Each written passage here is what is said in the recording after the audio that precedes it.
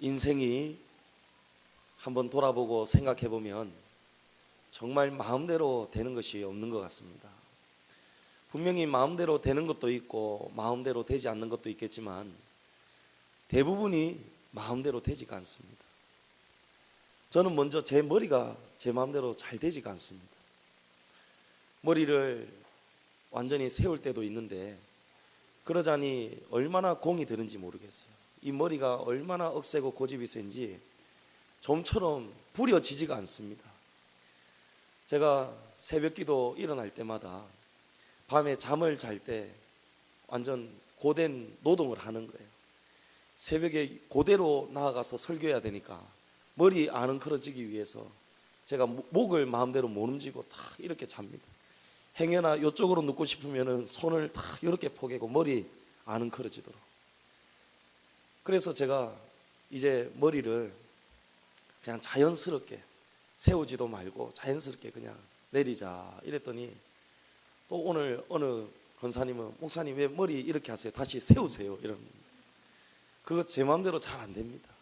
우리 집사람도 제가 다른 교회 있을 때에도 어떤 분은 세하라 하고 어떤 분은 세우니까 고집이 세 보인다고 내려라 하고 제가 이러지도 저러지도 못하고 너무너무 힘들어요. 정말 이 머리가 마음대로 되지가 않습니다. 마음대로 되는 게 없어요. 여러분 건강이 마음대로 됩니까? 신성일 씨가 지금 폐암 3기 진단을 받았다고 합니다. 주변 사람들이 다 충격을 받았어요. 왜냐하면 35년 전에 이미 담배도 끊었고 지금 오래전부터 아주 공기 좋은 곳에서 요양하고 계시는 거예요. 여생을. 그런 그가 폐암 3기 진단을 받아 놓으니까 다 깜짝 놀란 거예요. 도망가도 못 피합니다. 메르스가 배 타고 울릉도까지 들어갔잖아요. 쫓아갑니다. 아무리 노력하고 건강하려고 해도 건강 유지할 수가 없어요. 행복하려고 마음대로 안 됩니다. 행복하기 위해서 무진장 애쓰고 노력했던 사람, 그 최윤희 씨.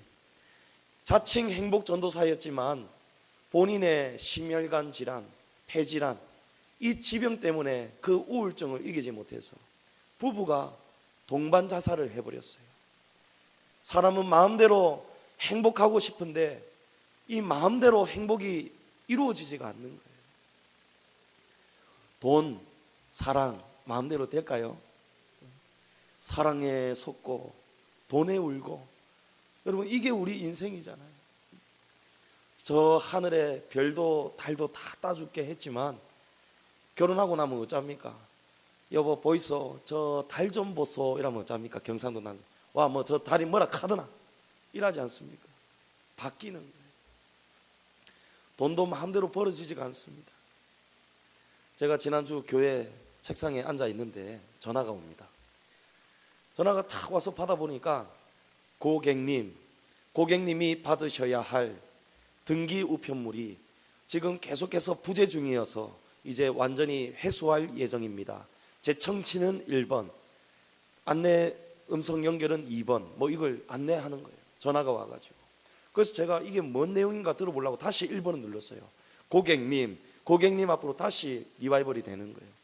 듣고 있는데 갑자기 네 안녕하세요 고객님 하고 사람이 툭 튀어나와 버려요. 내가 안내원 연결도 안 했는데 듣고 있는데 갑자기 사람이 튀어나와 버려요. 그러면서 예 고객님 무엇을 도와드릴까요 하는 거예요. 예 지금 제가 전화를 받았는데 등기가 지금 완전히 회수 처리한다고 하는데 이게 무슨 말이죠? 이러니까 아 고객님 등기에 대한 안내를 받으신 겁니까? 묻는 거예요. 그러니까 가만 눈치가 여러 가지 그런 종목들이 있나 봐요. 그러면서 다 눈치가 목소리도 요상한 거예요. 보이스 피싱이에요. 그러면서 제 정보를 묻더라고요. 고객님 성함이 어떻게 되십니까? 아니 내가 누군지를 알고 지금 등기 우편물 회수 처리한다고 전화한 거 아니냐 이러니까 고객님 그래도 다시 한번 물어보고 확인해야 됩니다. 묻는 거예요. 아 이거 가만 보니까 보이스 피싱인데 이래가지고 이렇게 허술해가지고 이게 영업이 되겠냐고 제가 호통을 쳤거든요. 그러니까 그 사람이 묵묵부답이에요. 여보세요 전화를 통하면 이야기나 한번 해봅시다. 이래가지고 사람들 속일 수 있겠냐고. 이래가지고 하루에 몇 건이나 올리겠냐고. 그러니까 그 사람이 뭐라는지 아세요? 진짜 요즘 먹고 살기 너무너무 힘듭니다 이라는. 고객들이 똑똑해져 가지고 속여 먹기가 너무너무 힘들다는. 사람 속여서 돈 버는 것도 마음대로 되는 게 아니에요. 먹고 살기가 마음대로 되지가 않는 거예요. 누구나 마찬가지예요. 여러분, 농사 짓는 건 마음대로 됩니까? 몇 달 전에는 우박이 내리는 거예요. 우박이 내려가지고 농작물이 다 망해버렸어요. 그런가 하면 지금은 폭염과 가뭄, 지금 보니까 빗소리가 들리는 것 같기도 하고, 하나님이 비를 내려주시지 않으면 농사를 지을 수가 없는 거예요. 씨는 마음대로 뿌리지만, 잡초도 마음대로 뽑지만 자라게 하시고 거두게 하시는 분은 하나님이시라는 거예요. 하나님이 도와주시지 않으면 우리 인생은 마음대로 거둘 수가 없는 거예요. 그런가 하면 중국에서 멸강나방이 또 날아오고 있답니다.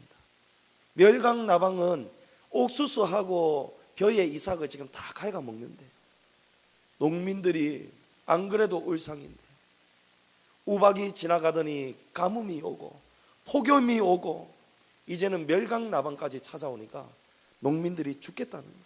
죽겠다는 거예요. 올해 2017년이 여러분 무슨 해입니까? 정유년입니다. 이른바 붉은 닭의 해입니다. 붉은 닭, 닭들이 지금 자기들의 해가 돌아왔는데도 닭들이 다 죽어나가는 거예요. AI가 지금 두 번째 찾아왔습니다. 멀쩡한 닭들이 꼬꼬닥 꼬꼬닥 이러면서 살려달라고 아무리 아우성 쳐도 살려둘 수가 없는 거예요. 전염병이 찾아와 버렸어요. 여러분, 이 세상 어디에 완전한 행복이 없습니다. 우리 마음대로 살아지지가 않습니다. 자식도 마음대로 안 됩니다. 왜 그렇습니까? 이 모든 것이 마음대로 안 되는 이유가 있습니다. 모든 것이 주인이 계시다는 거예요. 하나님이 주인이시라는 거예요. 이 땅의 주인도 하나님이시라는 거예요.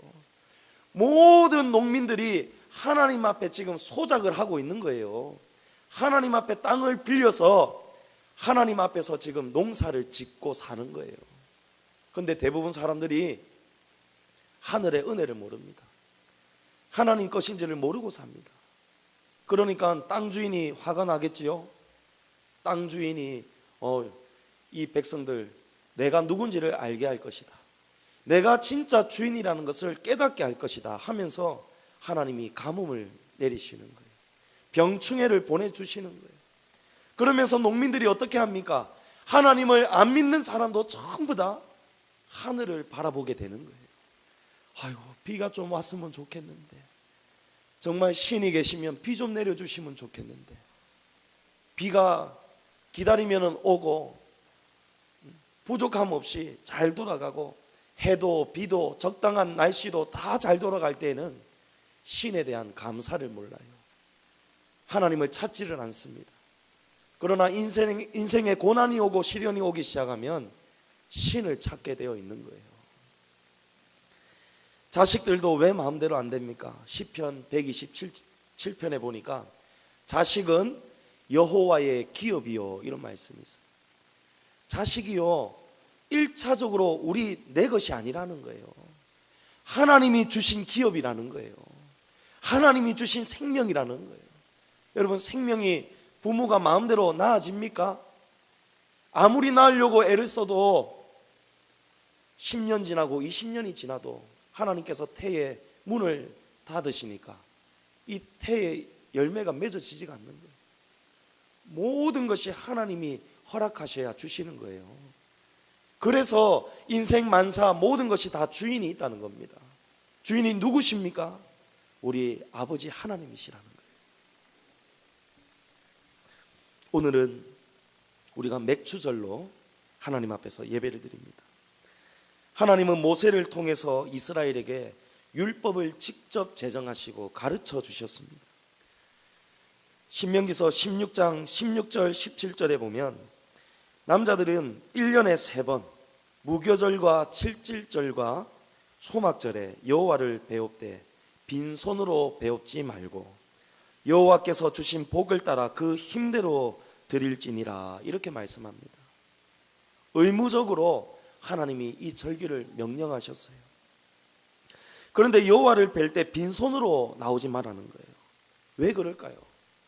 이 세 가지의 절기에는 모든 것이 이스라엘의 출애굽과 관련이 있습니다. 이스라엘이 구원을 받게 되는 거예요. 영원히 죽고 노예로 살 뻔한 그 인생을 하나님이 모세를 통해서 구원의 역사를 이루어 주신 거예요. 그래서 그 생명에 대한 감사를 절대로 잊지 말라고 하나님은 이 절기를 지키라고 명령하시는 겁니다. 전북대에 어느 한 기업가가 5억을 발전기금으로 기부를 했어요. 그 배경에는 자기 아버지가 이 전북대학교에서 철학을 가르쳤는데 이 아버지가 도가와 불가와 여러 가지 그런 세상의 신흥 종교에 아주 탁월한 그런 철학가였어요. 그래서 아버지가 이루신 그 업적을 이 후대들이 잘 지켜가라고 이 아들이 5억을 학교에 우리로 치면 헌금을 하는 거예요. 기부를 하는 거예요. 여러분, 세상 사람들도 세상에 속한 기관을 향해서 감사합니다. 이것을 영원토록 기억하라고 흔쾌히 5억이라는 큰 금액을 학교에 내더라고요. 하물며 저와 여러분이겠습니까? 하나님이 이것을 기억하라는 거예요. 무교절은 바로 6월절입니다. 출애굽 때에 마지막 재앙을 앞두고 하나님은 무교병을 먹도록 하셨습니다. 이 무교병은 우리의 죄와도 관련이 있습니다. 누룩을 썩지 말라고 예수님은 주의하라고 말씀하셨습니다. 또한 출애굽을 할 때, 탈출할 때 얼마나 급했으면 누룩을 썩지 못한 그 상태로 그 반죽을 메고 도망치듯이 나오는 거예요. 그만큼 긴박했던 상황을 하나님은 기억하라는 거예요. 너희가 그렇게 어렵게 힘들게 나의 능력을 힘입어서 너희가 나온 것을 기억하라는 거예요. 문재인 대통령이 미국 가서 첫 번째 일정이 뭐였는지 아시죠? 버지니아주에 있는 미 해병대 국립박물관, 거기에 가서 참배했습니다. 기념했습니다. 장진호죠. 장진호 전투 기념비에 묵념했습니다.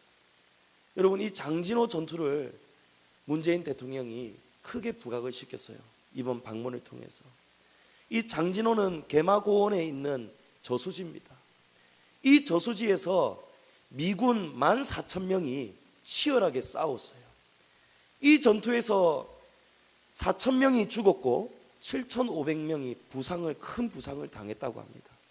그러니까 14,000명 거의 대부분이 죽고 다쳤던 것이죠. 그러면서 2주 동안 중공군을 그곳에 묶어 놓아버렸어요. 그 덕분에 흥남부두 철수작전이 그 순간, 그 기간 동안에 이루어지는 거예요. 장진호에서 미 해병들이 막아준 덕분에 14,000명을 태운 빅토리아호가 지금 흥남부두를 떠나서 남쪽으로 거제도로 내려오게 된 것이죠. 그 중에 문재인 대통령의 부모도 있었던 거예요. 그 덕분에, 그 치열한 장진호 전투 덕분에 문재인 대통령이 자신도 태어나게 되었다는 거예요. 그것을 감사하고 기념하더라고요. 하물며 저와 여러분이겠습니까? 이스라엘이겠습니까? 하나님이 그걸 기억하라는 거예요. 잊지 말라는 거예요. 엄청난 돈을 들여서 버지니아주에 있는 그 미 해병 박물관에 우리나라가 이 추모비를 건립을 했습니다. 엄청난 돈이 들어갔을 것입니다. 그럼에도 불구하고 이 돈 액수가 중요한 것이 아니라는 거예요. 돈이 얼마가 들었든지 간에 이 은혜를, 그 죽어간 그 미 해병대들을 영원토록 우리 후대에까지 장진호 전투가 기념이 되도록, 잊혀지지 않도록 기억하기 위함 아니겠습니까?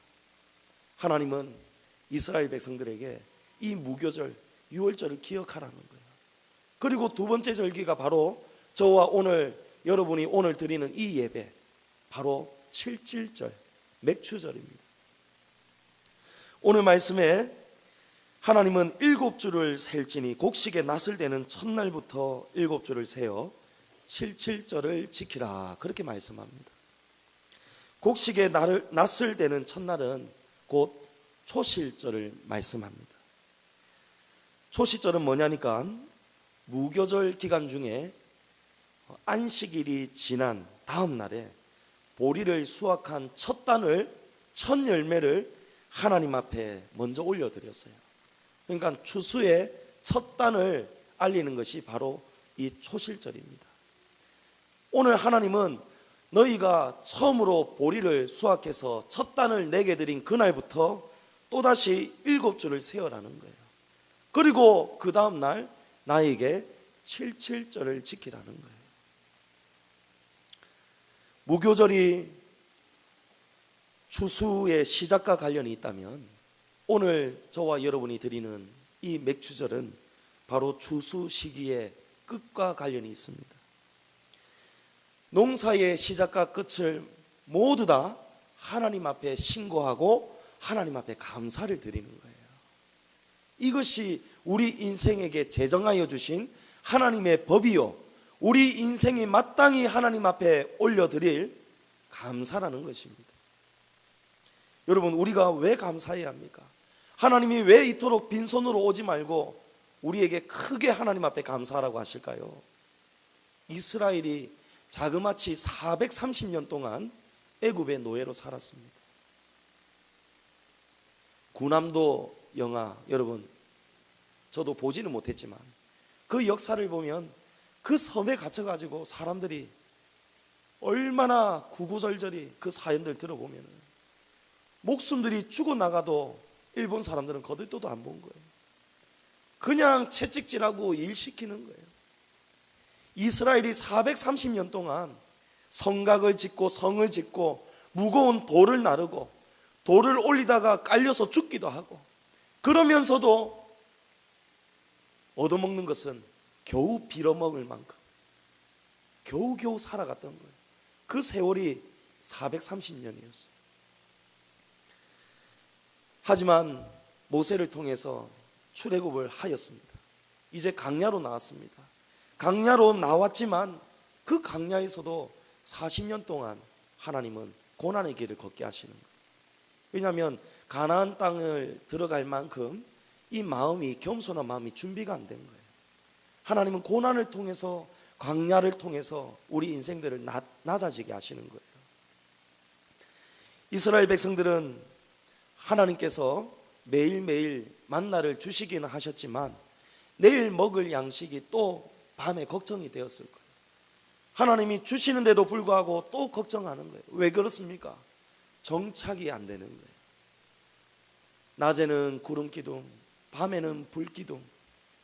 이 구름 기둥이 어떤 때는 몇 달 동안 있고 몇 년 동안 머물러 있고, 구름 기둥이, 불 기둥이 움직이면 따라가는 거예요. 움직이지 않으면 정처 없이 그곳에 머물러야 하는 거예요. 정착이 없어요. 정착이 없으니까 여러분, 마음에 쉼이 있겠습니까? 꿈에도 소원이 무엇이겠습니까? 좀 안주할 수 있는 땅을 얻는 것입니다.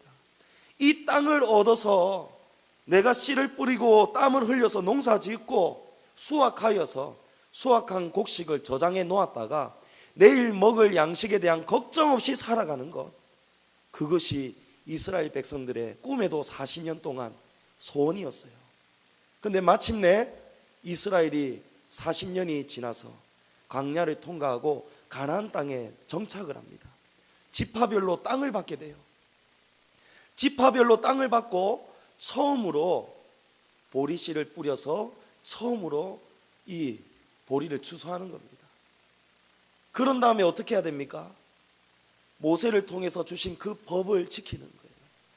그리고 이 법을 하나님이 주시지 않아서도 이 첫 단은, 이 보리 수확의 첫 단은 마땅히 하나님 앞에 올려드리는 거예요.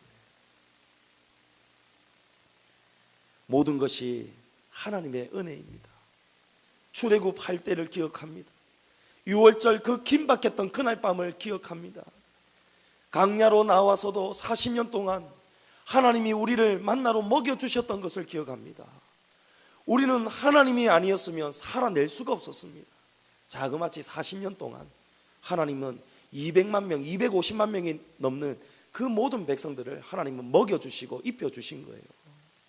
그러다 보니까 이스라엘 백성들이 땅을 얻게 되고 이 땅에 씨를 뿌려 처음 수확한 이 곡식을, 이 첫 단을, 첫 열매를 하나님 앞에 극진히 드리지 않을 수가 없는 거예요. 여러분, 이것이 바로 오늘 저와 여러분이 하나님께 올려드리는 정성을 가지고 드려야 되는 이 제사, 맥추절의 의미라는 것입니다. 근데 가나안 땅은요, 사실 마음껏 농사를 지을 수 있는 땅이 아니었어요. 왜냐하니까 애굽은 너무너무 강대하고 넓어서 애굽 주변으로 전부 다 넘쳐 흐르는 강 이름이 뭡니까? 나일강입니다. 나일강이 너무너무 강대하고 넘쳐 흘러서 가뭄이 몇 년 동안 지속되어도 나일 강물을 끌어다가 얼마든지 농사를 지을 수가 있는 거예요. 그러나 이 가나안 땅은요, 애굽하고 달라요. 우리 같은 성경이니까 신명기서 11장을 한번 찾아봅니다. 신명기서 11장 10절과 11절을 우리 다 같이 한번 읽어보겠습니다. 신명기서 11장 10절부터 11절. 내가 들어가 차지하려 하는 땅은 내가 나온 애굽 땅과 같지 아니하니 거기에서는 너희가 파종한 후에 발로 물대기를 채소밭에 댐과 같이 하였거니와 너희가 건너가서 차지할 땅은 산과 골짜기가 있어서 하늘에서 내리는 비를 흡수하는 땅이요. 여러분, 가나안 땅은요, 농사 짓기가 마땅치가 않은 땅이에요.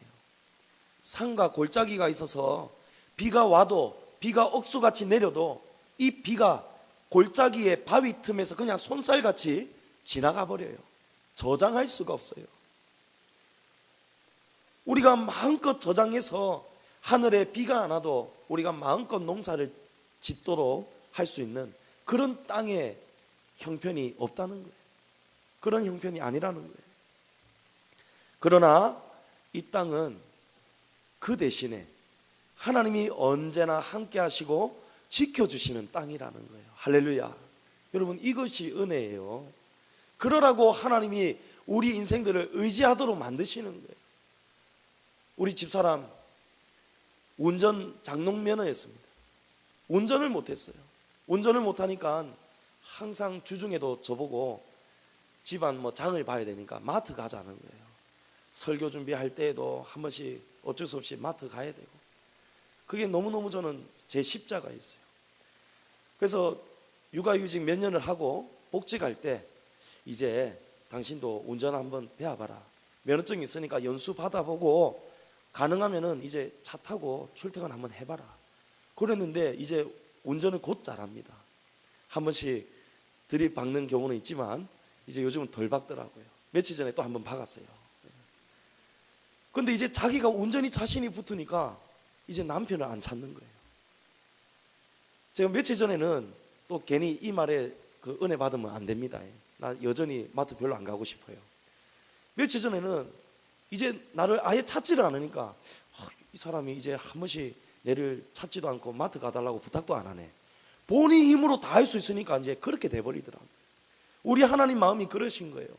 우리 인생들이 자기가 알아서 다 할 수 있으면, 그런 인생의 환경이 주어지면 우리가 하나님이 필요가 없는 거예요. 하나님을 찾지 않는 거예요. 그래서 하나님은 이 가나안 땅으로 이스라엘을 이끌어 가셨어요. 왜 그렇습니까? 이 땅은 하나님 없이는 살 수가 없는 땅이에요. 우리 12절을 한 번 더 읽어보겠습니다. 11장 12절 시작. 내 하나님 여호와께서 돌보아 주시는 땅이라. 연초부터 연말까지 내 하나님 여호와의 눈이 항상 그 위에 있느니라. 아멘. 가나안 땅은 산과 골짜기가 많아서 물도 저장할 수도 없고 마음대로 농사 지을 수도 없지만, 우리 하나님이 언제나 연초부터 연말까지 하나님의 눈이, 여호와의 눈이 항상 가나안 땅 위에서 하나님 백성들을 지켜보고 계시다는 거예요. 그래서 이 땅은 약속의 땅이요 은혜의 땅이라는 것입니다. 그러다 보니까 우리가 이 땅을 하나님 앞에 받은 것, 그리고 이 땅에서 첫 수확을 얻는 것, 모든 것이 저와 여러분의 공로가 없다는 거예요. 여러분 동의하십니까? 우리가 땀 흘려 수고하였지만 우리가 마음대로 얻을 수 있는 것이 하나도 없다는 거예요. 저와 여러분의 직장 생각해 보십시오. 우리는 농사를 짓지 않아서 이 맥추절, 이스라엘의 절기하고는 조금 감동이 좀 다를 수가 있어요. 왜냐하면 매달 꼬박꼬박 월급도 나오고 사업하시는 분도 매일 장사해서 돈을 수확할 수 있기 때문이에요. 그러나 그 사업장도 하나님이 지켜주시는 거예요. 이 나라를 누가 지켜줍니까? 하나님이 지켜주는 거예요. 하나님이 지켜주시니까 전쟁도 일어나지 않는 것이고 우리가 안전하게 활동할 수 있는 거예요. 장사할 수 있는 거예요. 건강은 어떻습니까? 건강 우리 거 아니죠. 하나님이 지켜주시는 거예요. 저와 여러분이 하나님께서 건강을 주시니까 열심히 일해서 돈 버는 거예요. 땀 흘려서 일할 수 있는 건강을 여러분 감사하시기 바랍니다. 왜 나만 땀 흘려야 되노? 왜 내만 교회에 와서 이렇게 충성해야 될까? 불평 불만하신 분 아무도 없으시겠지만 여러분 행여라도 그런 생각이 올라올 때 하나님 감사합니다.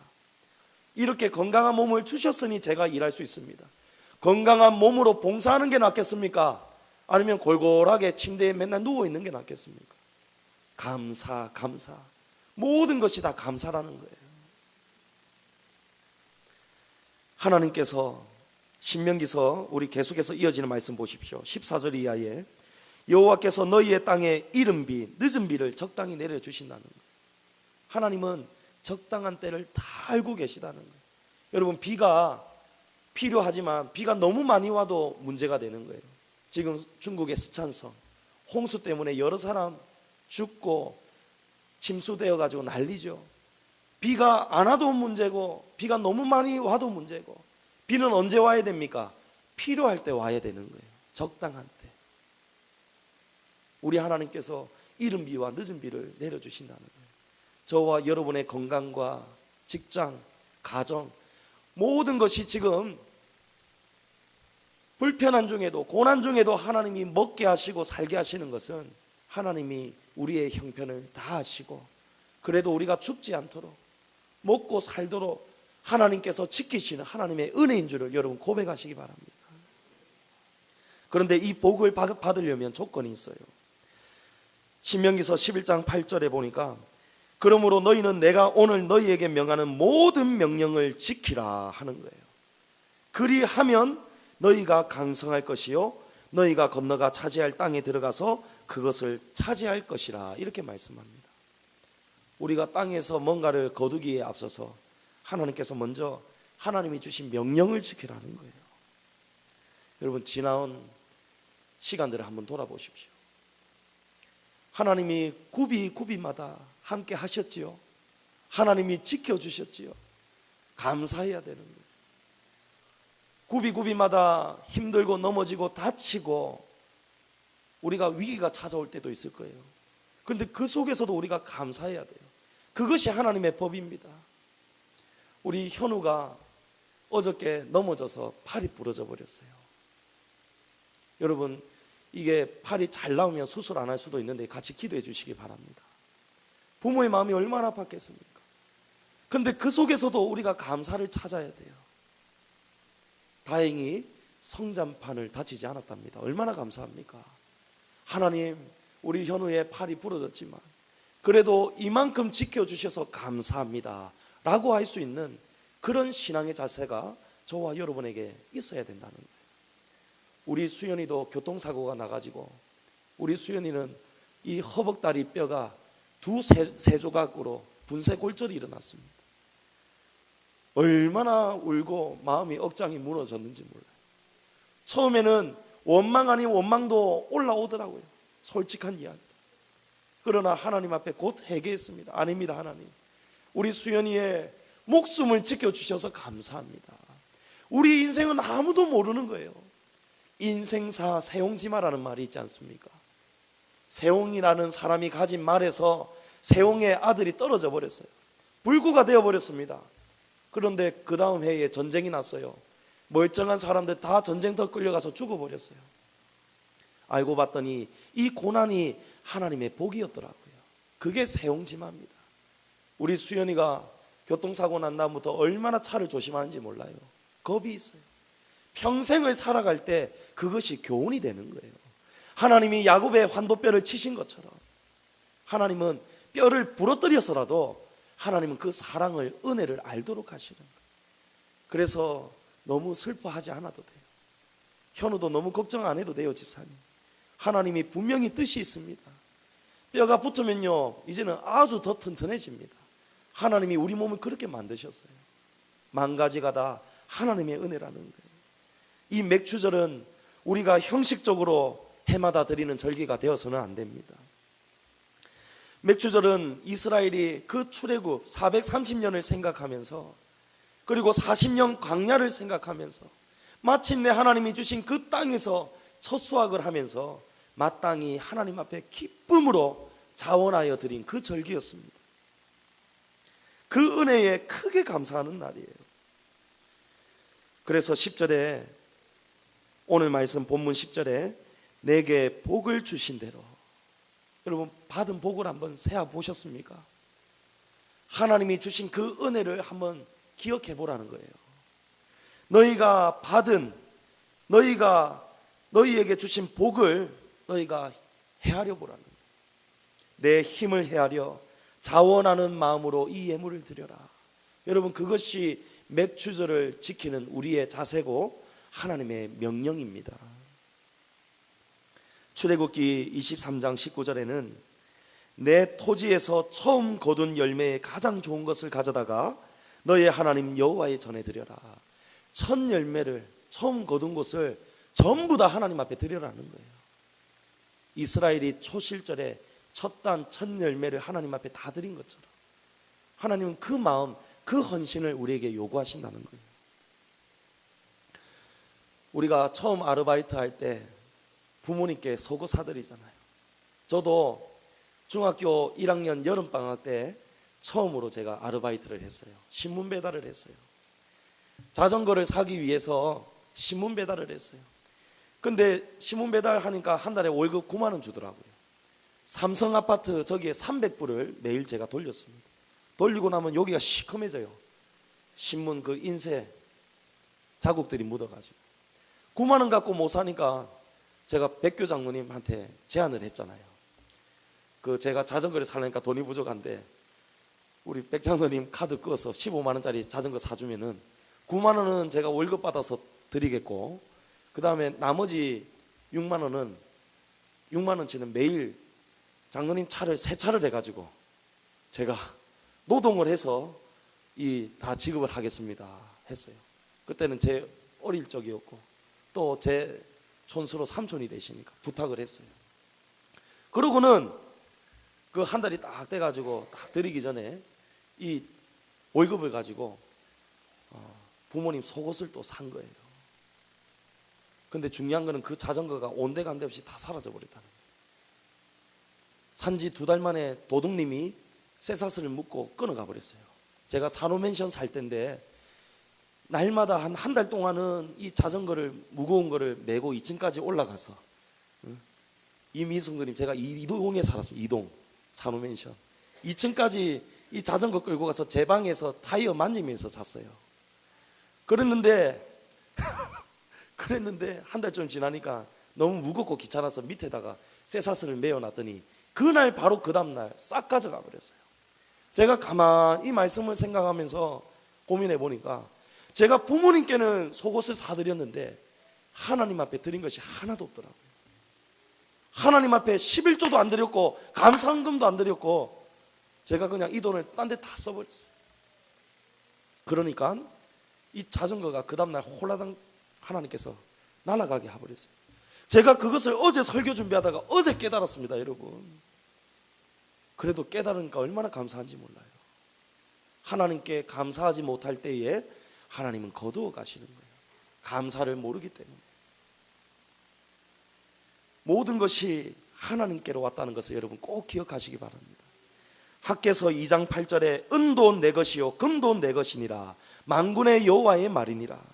신명기서 8장 18절에 내 하나님 여호와를 기억하라 그가 내게 재물 얻을 능력을 주셨습니다. 할렐루야. 저와 여러분이 기술이 좋아서 돈 버는 게 아니라는 거예요. 우리가 잘나서 똑똑해서 좋은 데 취직해서 돈을 버는 게 아니라는 거예요. 은도 내 것이고 금도 하나님의 것이고 우리가 재물을 얻을 능력도 하나님이 주셨다는 거예요. 이것을 고백할 수 있어야 돼요. 이것을 인정해야 하나님 앞에 진정한 감사를 드릴 수가 있어요.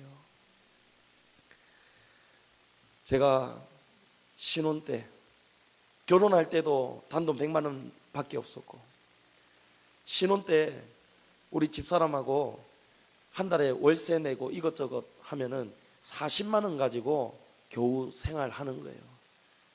신혼 때 결혼하면서 제가 양지종한교회 왔잖아요, 전도사로. 근데 교회에서 교회 형편이 힘들 때니까 제가 다른 곳에서 전도사 월급 받는 게 편치가 않더라고요. 내 모교회는 이렇게 힘들어 있는데 교육자를 데려다가 쓸 형편이 안 돼서 이러고 있는데, 제가 마음이 하나님 앞에 기도할 때 내가 자원하는 마음으로 가서 그냥 헌신해야겠다. 그래서 우리 집사람한테 허락을 받았어요. 여보, 내가 교회에서 사례비 못 받지만 가서 헌신해야 될 것 같다. 동의해 주면 좋겠다. 우리 집사람 그러자고 했어요. 그때는 우리 집사람도 직장이 없을 때예요.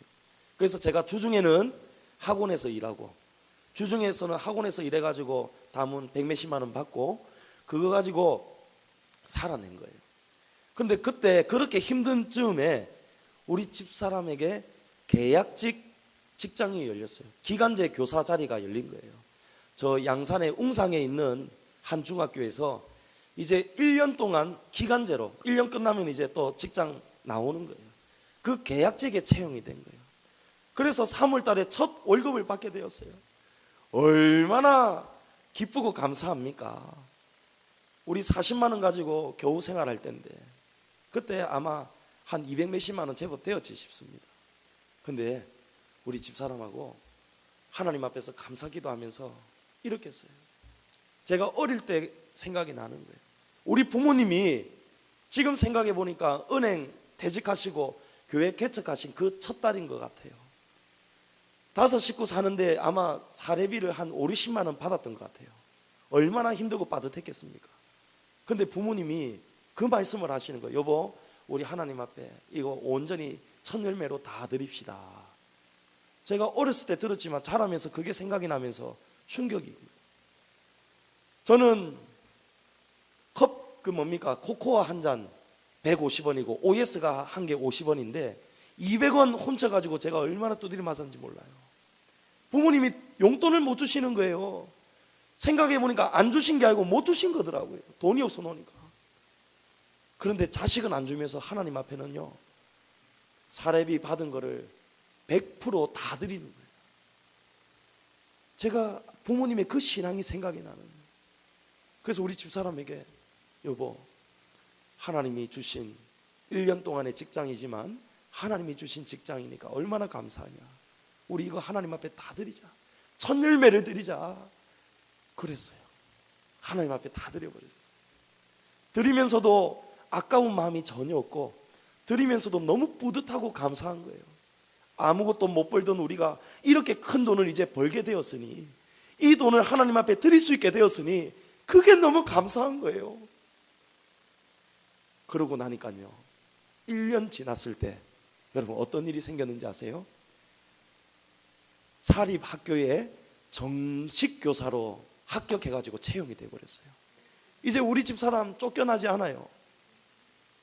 우리 집사람이 이만큼 버니까 제가 또 우리 양지종한교회에도 올 수가 있게 된 거예요. 그게 얼마나 감사한지 몰라요. 우리 하나님은 하나님 앞에 드릴 때에 하나님은 우리가 드린 것보다 10배, 30배, 60배, 100배로 하나님은 갚아주시더라고요. 여러분, 그게 믿음입니다. 하나님은 사무엘상에서 나를 존귀 여기는 자를 내가 존귀하게 대할 것이다 라고 말씀합니다. 여러분, 믿음은 강요가 아니에요. 우리가 믿음대로 하나님 앞에 드릴 때에, 헌신할 때 하나님이 내려주시는 거예요. 이제 말씀을 맺어야 됩니다. 우리가 거두는 수확 같지만 하나님이 다 지키셨고 하나님이 다 보호하셨고 그 덕분에 우리에게 재앙이 오지 않는 거예요. 모든 것이 다 하나님 은혜입니다.